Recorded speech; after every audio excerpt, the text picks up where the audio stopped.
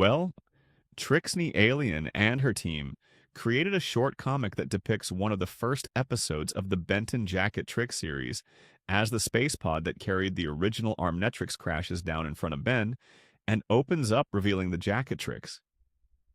Now, this is as iconic as it gets, and the watch jumps out onto his hand, and Ben tries to get it off because obviously the whole situation is pretty weird. However, we get this faded scene where he's toying with the watch. The core pops up, he selects an alien and pushes down the jacket score.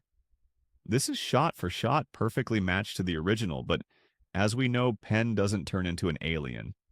However, the Heat Blast girlie is summoned, and this is where the characterization and interactions become real. Remember to like the video and subscribe to never miss a Galvin upload. So Ben looks around and sees that nothing actually happened, and decides to get back to the main camp where Max and Gwen are. When bam, he bumps into someone. He looks up and realizes that it's Heat Blast, and he's scared out of his mind, and the Chaquetrix. Heat Blast also starts screaming. This, however, does bring a question to my mind where I must wonder if the spawns from the chalet trick are done behind the user of the watch. Like once you select an alien and push down the core, do they automatically appear behind the user? If you're watching these tricks, let us know. Ben screams at her and tells her that she's a monster, and she turns around so clueless asking, "Where is the monster?" B pauses in this stupid level of shock and makes it clear that Heat Blast is the monster, and she's on fire. She starts to run around because she's frightened of the fact, but then manages to calm her down by asking her, how is she so prone to suggestion she calm down after realizing that being on fire isn't a problem for her? But both characters start to ask the same question, wondering, what is this fiery creature now? This take on Dahalla's summon has piqued my interest.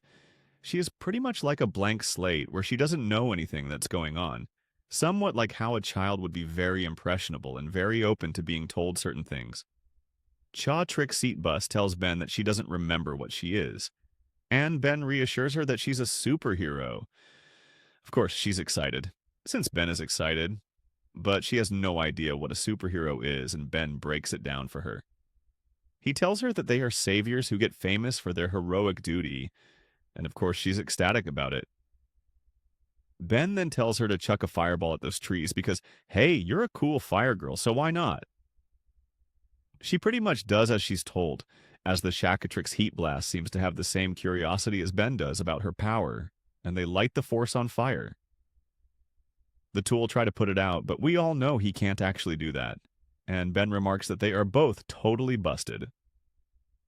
This is a very short and sweet introduction to the characters and some of the basic principles of what the summons from the watch would actually be like based on a Heat Blast summon.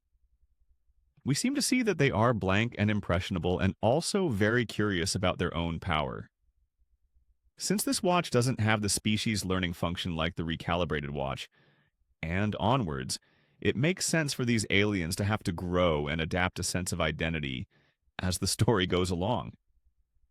The potential is great for this one, and I would love to see the other aliens pop up.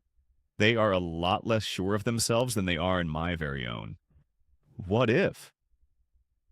For the Chaquetrix, this is a factor that I like. It creates an interesting dynamic, but we'll have to wait and see how that turns out. However, summon a new video into your feed by clicking at any of these on your